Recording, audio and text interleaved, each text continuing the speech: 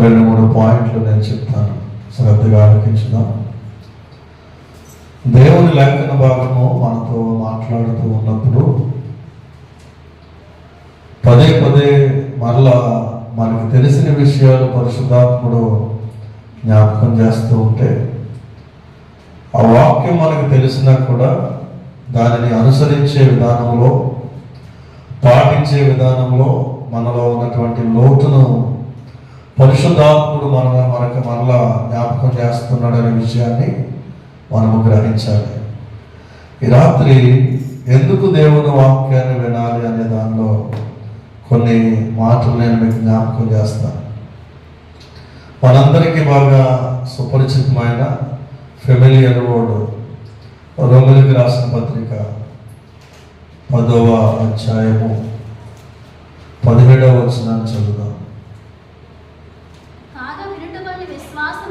కాగా వినుట వలన విశ్వాసము కలుగును, వినుట క్రీస్తును గూర్చిన మాట వలన కలుగును. దేవునికి స్తోత్రం. ఎందుకు దేవుని వాక్యాన్ని వినాలి అంటే విశ్వాసములో ఎదగడానికి, విశ్వాసములో స్థిరపరచబడడానికి, విశ్వాసములో అభివృద్ధి చెందడానికి దేవుని వాక్యాన్ని మనం వినాలి. అక్కడ రోమా సంఘముతో మాట్లాడుతూ పౌలు గారు వినుట వలన విశ్వాసం కలుగును అని విడిచిపెట్టేస్తే ఏది పడితే అది వింటే మనకు విశ్వాసం కలగదు. లోకంలో చాలా విషయాలు ఉంటాయి, వాటన్నిటినీ వినడం వలన మనం దేవునిలో ఎదగం, విశ్వాసంలో ఎదగం. వినుట క్రీస్తును గూర్చిన మాట వలన అంటే దేవుని మాటలు వింటేనే మనము విశ్వాసంలో ఎదుగుతాం. దేవుని వాక్యాన్ని విన్నప్పుడు మాత్రమే మనము విశ్వాసంలో ఎదుగుతాం. దేవుని బిడ్డ, ఒక క్రైస్తవుడు దేవుని బిడ్డ దేవునిలో ఎదగడం లేదు అంటే వాళ్ళు దేవుని మాటను వినడం లేదు. దేవుని మందిరానికి వస్తున్నాం, దేవుని మందిరంలో కూర్చుంటున్నాం, మళ్ళా ఆమె నన్ను తరచు వెళ్ళిపోతున్నాం. కానీ మనలో ఏ విధమైన విశ్వాసంలో ఎదుగుదల లేకపోతే కనుక దాని అర్థం ఏంటంటే దేవుని వాక్యాన్ని మనం వినడం లేదు. మ్యాథమెటిక్స్లో గ్రాఫ్ ఉంటుంది.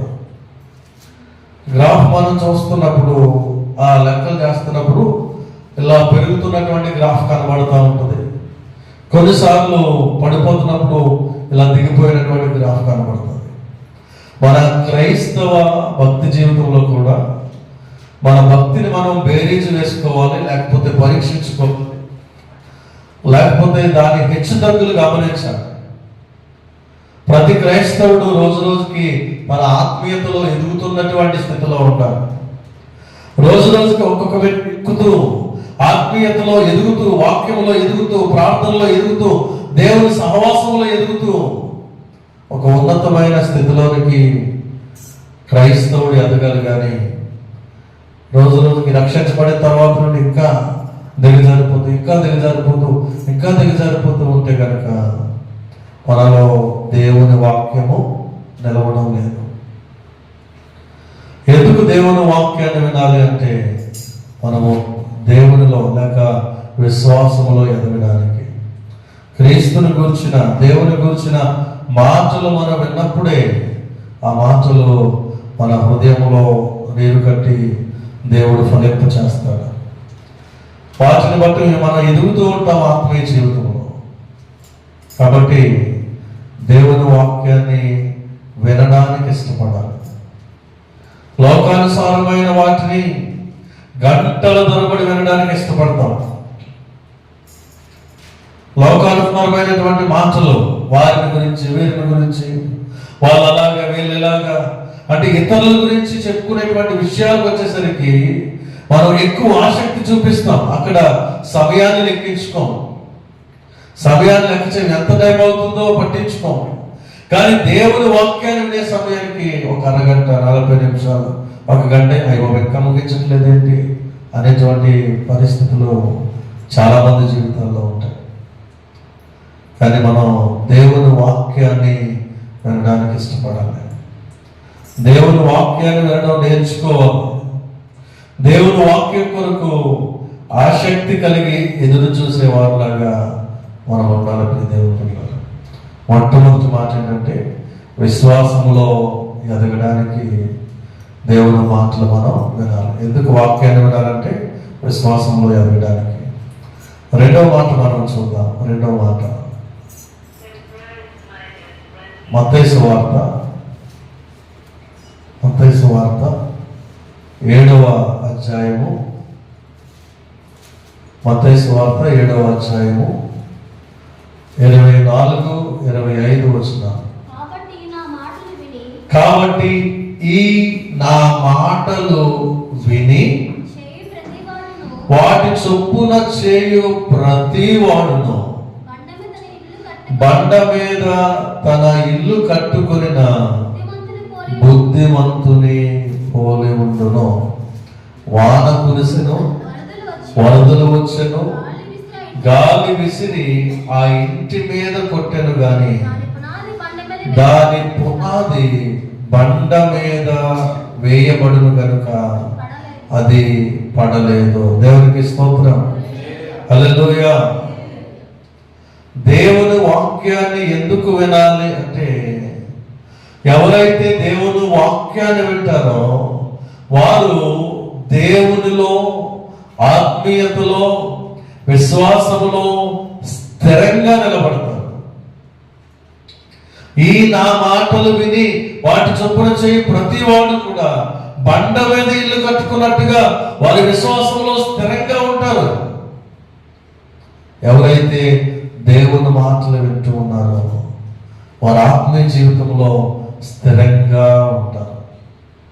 ఆ కింద 26వ వచనంలో అంటున్నాడు, ఈ నా మాటలు విని వాటి చొప్పున చేయని ప్రతివాడు ఇసుక మీద తన ఇల్లు కట్టుకొనిన బుద్ధిహీనుని పోలి ఉండును.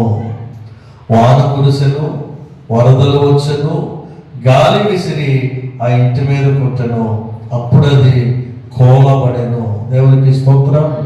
హల్లెలూయా. రెండు పరిస్థితులను, లేకపోతే రెండు రకాలైనటువంటి కట్టడలను మనం ఇక్కడ చూస్తున్నాం. ఒకటి బండ మీద కట్టబడిన ఇల్లు, రెండు ఇసుక మీద కట్టబడిన ఇల్లు.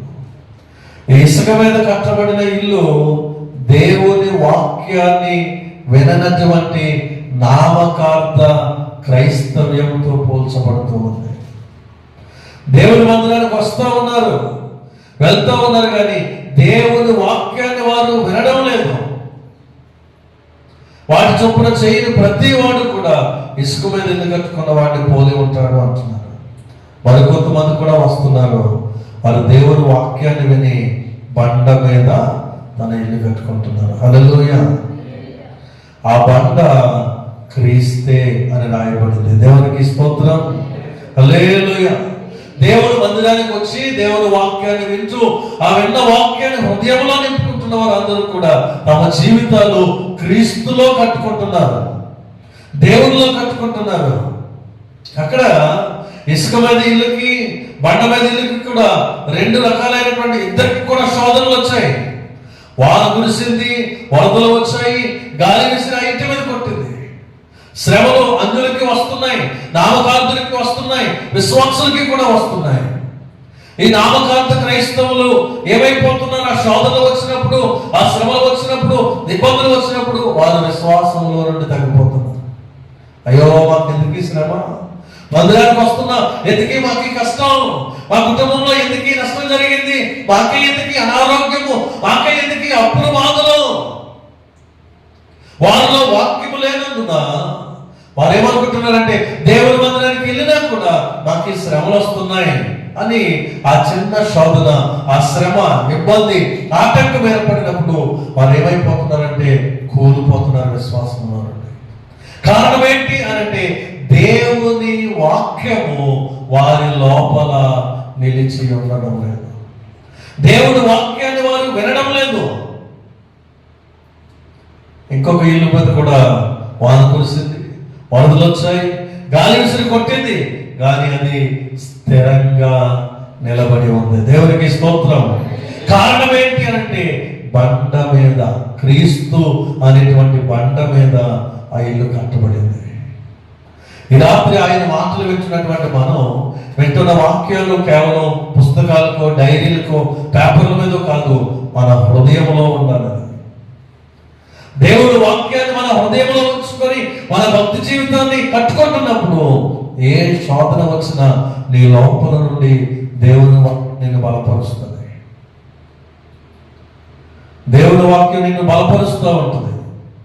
కష్టాలు వచ్చినప్పుడు, ఇబ్బందులు వచ్చినప్పుడు, ప్రతికూల పరిస్థితులు వచ్చినప్పుడు ఏం బాధపడకు, భయపడకు, నమ్మదగిన దేవుడు అనుకున్నాడు. ఎన్ని శోధనలు వచ్చినా తప్పించుకునే మార్గాన్ని చూపించే రక్షకుడు అనుకున్నాడు అనే విషయాన్ని మన లోపల ఉన్నటువంటి దేవుని వాక్యము మనకు బయలుపరుస్తూ మనల్ని ధైర్యపరుస్తూ ఉన్నది. దేవుని వల్ల ఎందుకు దేవుని వాక్యాన్ని వినాలి అంటే దేవునిలో స్థిరముగా నిలిచి ఉండడానికి.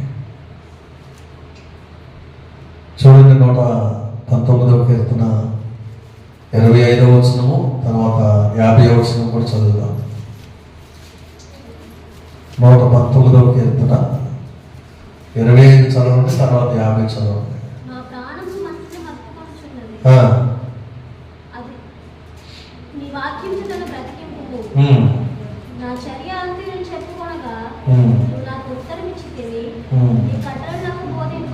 ఇక్కడ మనం చూసినప్పుడు నీ వాక్యము చేత నన్ను బ్రతికింపుము అంటున్నాడు. 50వ వచనంలో నీ వాక్యము నన్ను బ్రతికించి ఉన్నది, నా బాధలలో ఇదే నాకు నెమ్మది కలిగిస్తుంది. హల్లెలూయా.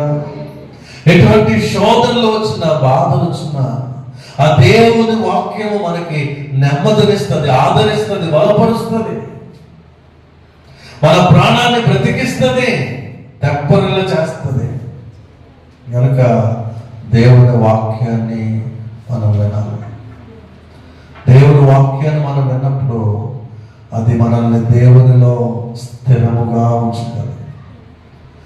ఏ క్రైస్తవుడు శోధనలో పడిపోతాడు, ఏ క్రైస్తవుడు లోకాశలకు పడిపోతాడు, ఏ క్రైస్తవుడు శరీరేచ్ఛలకు లోబడిపోతాడు అంటే లోపల వాక్యము లేని క్రైస్తవుడు.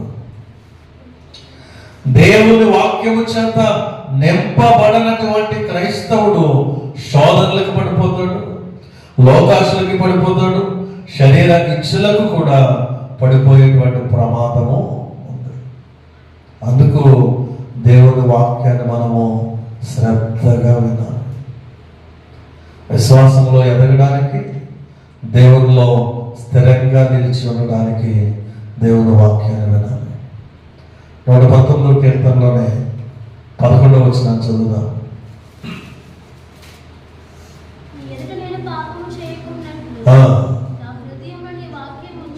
దేవునికి స్తోత్రం. ఎందుకు దేవుని వాక్యాన్ని వినాలి అంటే పాపము చేయకుండా ఉండడానికి. దేవుని వాక్యాన్ని మన హృదయంలో ఉంచుకున్నప్పుడు, దేవుని వాక్యాన్ని విని మన హృదయంలో భద్రపరుచుకున్నప్పుడు మనము పాపము చేయకుండా ఉంటాం. ఎందుకంటే ఈ కీర్తనగాడు అంటున్నాడు, నీ ఎదుట నేను పాపము చేయకుండానట్లు నా హృదయంలో నీ వాక్యం ఉంచుకుంటున్నాను. ఎన్నో సంవత్సరాల నుండి ఆయన మందిరానికి వస్తున్నాం, ఎన్నో సంవత్సరాల నుండి దేవుని వాక్యాన్ని వింటున్నాం. ఆ వింటున్న వాక్యము మన హృదయంలో ఉంచుకుంటున్నామా? కీర్తనగాడు అంటున్నాడు, నీ వాక్యాన్ని నా హృదయంలో ఉంచుకుంటున్నాను. నా హృదయంలో ఉంచుకుంటున్నాను కాబట్టి నా హృదయంలో నుండి ఎటువంటి పాపపు ఆలోచన రావట్లేదు, ఎటువంటి పాపపు తలంపులు రావట్లేదు, ఎటువంటి పాపపు మాట నా నోట రావడం లేదు. కారణం నా హృదయము దేవుని వాక్యము చేత నింపబడింది. ఈ రాత్రి ఆయన సన్నిధిలో ఉన్న నువ్వెవరివైనా కావచ్చు, పాపపు తలంపులు, పాపపు ఆలోచనలు, పాపపు మాటలు నీ నోట వస్తూ ఉన్నా, అటువంటి ఆలోచనలు కలుగుతున్నా, నీలో దేవుని వాక్యము లేదు. నీ హృదయంలో దేవుని వాక్యము లేదు. పేరుకి బైబిల్ చదువుతున్నావు, పేరుకి ప్రార్థన చేస్తున్నావు, పేరుకి మందిరానికి వస్తున్నావు, కానీ ఆ వాక్యము నీ లోపల లేదు. కాబట్టి నీకు ఆ శాతాను శోధనలు, ఆలోచనలు వస్తున్నాయి, పాపపు ఆలోచనలు వస్తున్నాయి, పాపపు తలంపులు వస్తున్నాయి, శరీర ఇచ్చలను కూర్చున్న ఆశలు కలుగుతూ ఉన్నాయి. కానీ ఎప్పుడైతే ఈ వాక్యము నీ హృదయంలోనికి వెళ్తానో,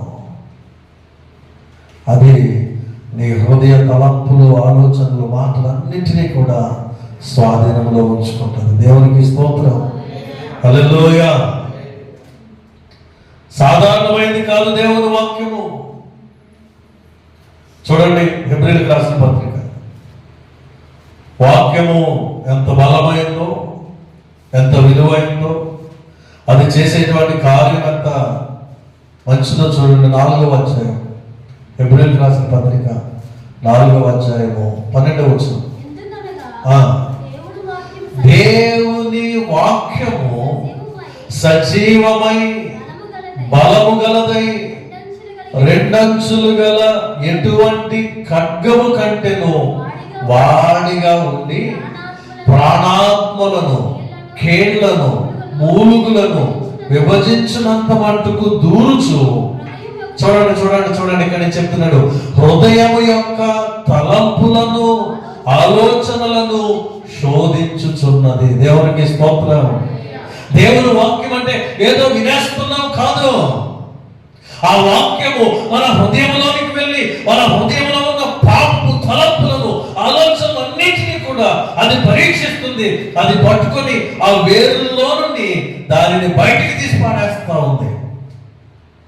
ఎప్పుడు అంటే ఆ వాక్యాన్ని నువ్వు శ్రద్ధగా విన్నప్పుడు, ఆ వాక్యానికి నీవు మనస్సు పెట్టినప్పుడు, ఆ వాక్యాన్ని నీ హృదయంలోనికి తీసుకున్నప్పుడు. దేవుని బిడ్డలారా, ఎందుకు దేవుని వాక్యాన్ని వినాలంటే పాపము చేయకుండా ఉండడానికి. దేవుని వాక్యము ఎవరిలో అయితే ఉంటుందో వారు పాపము చేయలేరు. దేవునికి స్తోత్రం, హల్లెలూయా. దేవుని వాక్యం ఉండడం అంటే, దేవుని వాక్యం ఉండడం అంటే, ఇప్పుడు మన చేతుల్లోని పరిశుద్ధ గ్రంథం వచ్చింది. ఏసేపు టైంలో వాళ్ళకి పరిశుద్ధ గ్రంథాలు లేవు, ధర్మశాస్త్రం ఉంది, లా ఉంది, కానీ ఏసేపు పాపం చేయలేదు. కారణం ఏంటి? కారణం ఏంటి చెప్పండి? దేవుని వాక్యం మన దగ్గర ఉంది. దేవునికి స్తోత్రం, హల్లెలూయా. ఆది యందు వాక్యం ఉండెను, వాక్యం దేవుని యందు ఉండెను, వాక్యము దేవుడై ఉండెను. హల్లెలూయా. యేసేపు హృదయంలో దేవుడు ఉన్నాడు, దేవుని భయం ఉంది. ఈరోజు వాక్యం మనలో ఉందంటే ఆ వాక్యమై ఉన్న దేవుడు మనలో నివాసం ఉండాలి. ఆయన మనలో ఉన్నప్పుడు ఎటువంటి పాపపు ఆలోచన మన లోపలికి రానియడు, పాపపు తలంపు మనకి పుట్టనీయడు. ఆయన హృదయం యొక్క తలంపులను, ఆలోచనలను శోధించుచున్నది. రెండంచులు కలిగినటువంటి వాడి గల ఖడ్గం దేవుని వాక్యం. నేను కోరుతూ ఉన్నాను ఏంటంటే, ఇంతకుముందు చాలాసార్లు మనం దేవుని వాక్యాన్ని వింటున్నాము, వచ్చేస్తున్నాము. అలా కాకుండా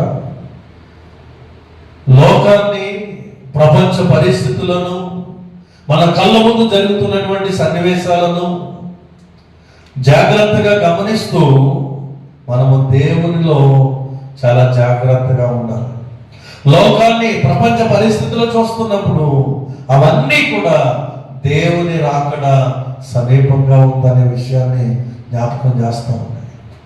మన కళ్ళ ముందు చూస్తున్నటువంటి పరిస్థితుల్లో ప్రేమ చల్లారిపోయి అక్రమము విస్తరిస్తున్నటువంటి, అన్యాయాలు జరుగుతున్నటువంటి, మోసాలు జరుగుతున్నటువంటి లోకాన్ని మనం చూస్తూ ఉన్నాం.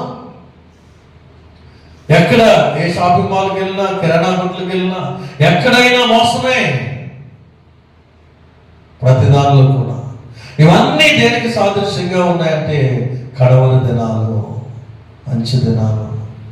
కనుక దేవుని సన్నిధిని, దేవుని వాక్యాన్ని లైట్ తీసుకోవద్దు. తర్వాత భక్తిగా ఉందాం, తర్వాత ఇంకా ఎక్కువగా ప్రార్థన చేద్దాం, తర్వాత ఎక్కువగా బైబిల్ చదువుదాం. కాదు కాదు కాదు, ఇప్పటి నుండే దేవుడు మనకి ఇస్తున్నటువంటి ఈ సమయాల్లోనే దేవుని వాక్యాన్ని ఎక్కువగా విందాం, దేవుని వాక్యాన్ని ఎక్కువగా ధ్యానించుదాం, విన్నటువంటి వాక్యాన్ని మన హృదయంలో ఉంచుకుందాం, ఆ విన్నటువంటి వాక్యాన్ని అనుసరించి నడుచుకుందాం, కష్టమైన ప్రయత్నించుదాం, ప్రయాసపడదాం వాక్యానుసారంగా జీవించడానికి, లోకానికి దూరంగా ఉండడానికి, పాపానికి దూరంగా ఉండడానికి, లోకాశలకు దూరంగా ఉండడానికి, దేవునికి దగ్గరగా ఉండడానికి ప్రయత్నం చేద్దాం. దేవుని బిడ్డలారా, ఏ గడిలో వస్తాడో, ఏ దినం వస్తాడో, ఎలా వస్తాడో మనకు తెలియదు. కనుక ప్రతి దినము కూడా మనం సిద్ధపాటు జీవితం కలిగే ఉండాలి. అలా ఉండాలి అంటే దేవుని వాక్యము మనలో నిలిచి ఉండాలి. దేవునికి స్తోత్రం, హల్లెలూయా. ఎందుకు దేవుని వాక్యాన్ని వినాలంటే విశ్వాసంలో ఎదగడానికి, దేవునిలో స్థిరంగా ఉండడానికి, 3 పాపము చేయకుండా ఉండడానికి. 4వ మాట చూద్దాం. అపోస్తలుల కార్యాలు 11వ అధ్యాయము, అపోస్తలుల కార్యాలు 11వ అధ్యాయము 26వ వచనం.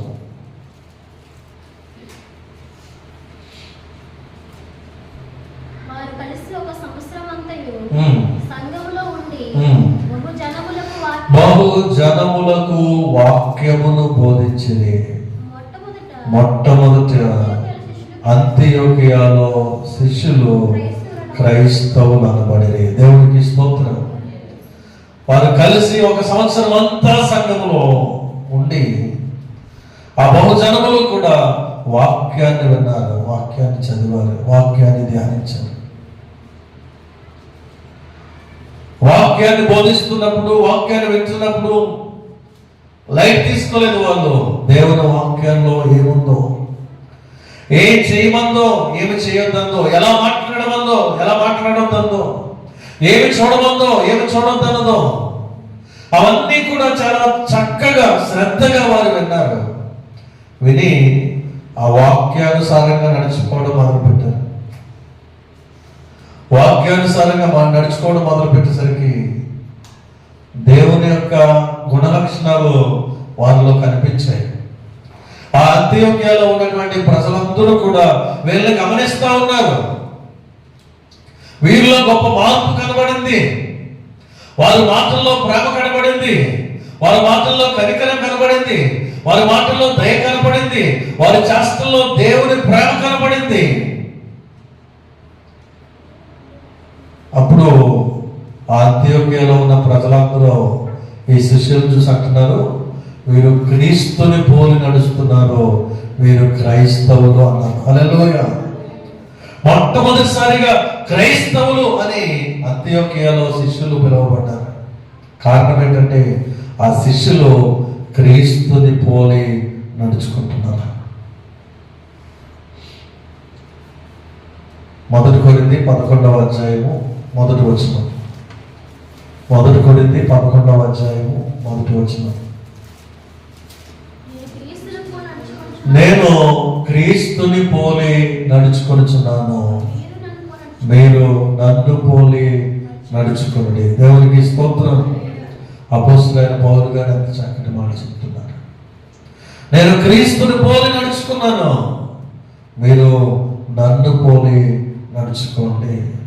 అంటే ఎందుకు దేవుని వాక్యాన్ని వినాలి అంటే దేవుని యొక్క పోలికలోనికి మనం మార్చబడడం కోసం, క్రీస్తు యొక్క సారూప్యములోనికి మార్చబడడం కోసం, క్రైస్తవులుగా రూపాంతరం చెందడం కోసము దేవుని వాక్యాన్ని మనం వినాలి. దేవుని వాక్యాన్ని వింటూ, దేవుని వాక్యాన్ని ధ్యానిస్తూ మనం ఆత్మీయతలో ఎదుగుతూ మహిమలో నుండి అధిక మహిమలోనికి మనం ప్రవేశించాలి. ఇంకా ఎప్పుడు కూడా అవే ప్రార్థనలు, అవే మాటలు, అలాగే మన భక్తి జీవితం అక్కడతోనే ఆగిపోకూడదు, కానీ మనం అంతకంతకు ఎదుగుతూ మహిమ నుండి అధిక మహిమలోనికి మనం నడిపించబడాలి. క్రైస్తవునిగా క్రీస్తు యొక్క సారూప్యములోనికి, సంపూర్ణతలోనికి మనము మార్చబడాలని దేవుని వాక్యం తెలియజేస్తుంది. ఎప్పుడు ఒక విశ్వాసి క్రీస్తుని పోలికలోకి వస్తాడు, ఒక విశ్వాసి సంపూర్ణతలోనికి మార్చబడతాడు, ఒక విశ్వాసి రూపాంతరం చెందుతాడు అంటే దేవుని వాక్యము చేత మాత్రమే. కేవలం దేవుని వాక్యం మాత్రమే మనల్ని రూపాంతరంగా చెందేలా చేస్తుంది, క్రీస్తు సారూప్యంలోనికి మనల్ని మార్చుతుంది. కాబట్టి దేవుని వాక్యాన్ని ఎప్పుడు కూడా మనము నిర్లక్ష్యం చేయకూడదు. నా మాటలు ముగింపులకు తీసుకొస్తాను. ఇప్పుడు దేవుని బిడ్డలారా, ఈ రాత్రి ఎందుకు దేవుని వాక్యాన్ని వినాలి? విశ్వాసంలో ఎదగడానికి, దేవునిలో స్థిరంగా ఉండడానికి, పాపానికి దూరంగా ఉండడానికి, క్రైస్తవునిగా రూపాంతరం చెందడానికి, క్రీస్తు పోలికలోనికి మార్చబడడానికి దేవుని వాక్యాన్ని వినాలి. ఆ దేవుని వాక్యం వినడం వల్ల ఇంకా ఏం లాభం ఉందో చూద్దాం ఒకసారి. సామెతల గ్రంథం 3వ అధ్యాయం, సామెతల గ్రంథం 3వ అధ్యాయం మొదటి 2 వచనాలు చదువుదాం.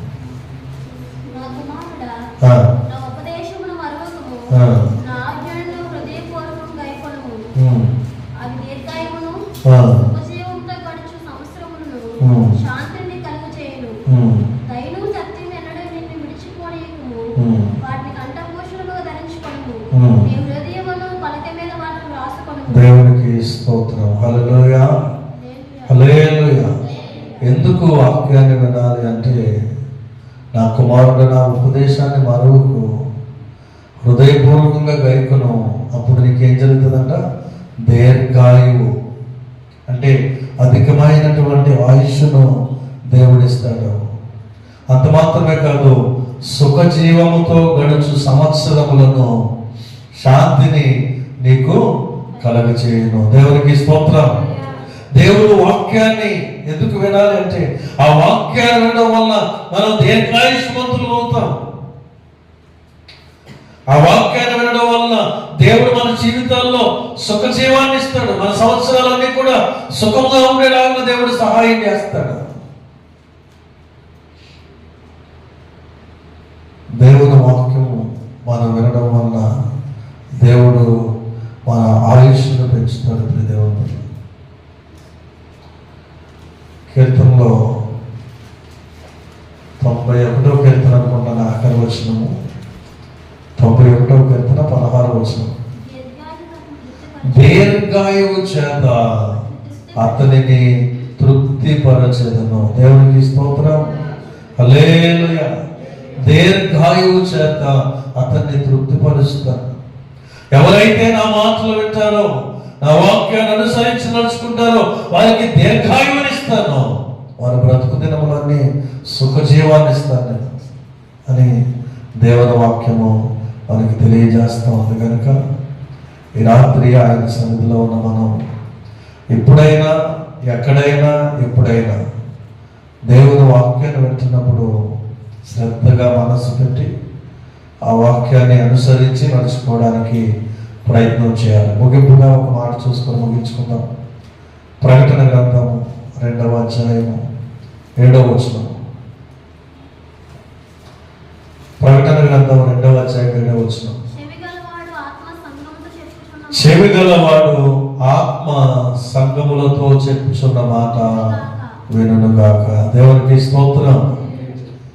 ఇక్కడ యోహాను అంటున్నాడు, చెవిగలవాడు ఆత్మ సంఘములతో చెప్పు మాట వినుగాక అంటున్నాడు. యేసుక్రీస్తు తన యొక్క సువార్త పరిచర్యలో ఆయన అనేకమైన ఉపమానాలు చెప్పి ఆఖరిలో ఆయన కూడా చెప్పిన మాట ఏంటంటే, వినుటకు చెవులు గలవాడు వినుగాక. దేవునికి స్తోత్రం. దాని అర్థం ఏంటి అని అంటే, వినేటువంటి చెవులు ఉంటాయి, విననటువంటి చెవులు కూడా ఉంటాయి. కాబట్టి మనము దేవుని వాక్యాన్ని వినేటువంటి చెవులు కలిగిన వారమై ఉండాలి, కానీ దేవుని వాక్యాన్ని నిర్లక్ష్యం చేసేటువంటి వారిగా మనం అనుకున్నది కనుక శ్రద్ధగా దేవుని మాటల మీద మనం దృష్టి పెడదాం.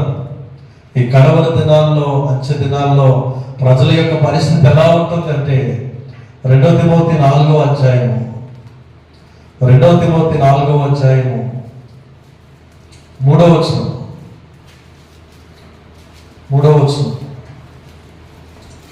2 తిమోతి 4వ అధ్యాయం 3వ వచనం. ఎందుకనగా జనులు హితబోధను సహింపక దురద చెవులు గలవారై తమ స్వకీయ దురాశలకు అనుకూలమైన బోధకులను తమ కొరకు పోగు చేసుకొని సత్యమునకు చెవినీయక కల్పనా కథల వైపునకు తిరుగు కాలము వచ్చును. దేవునికి స్తోత్రం.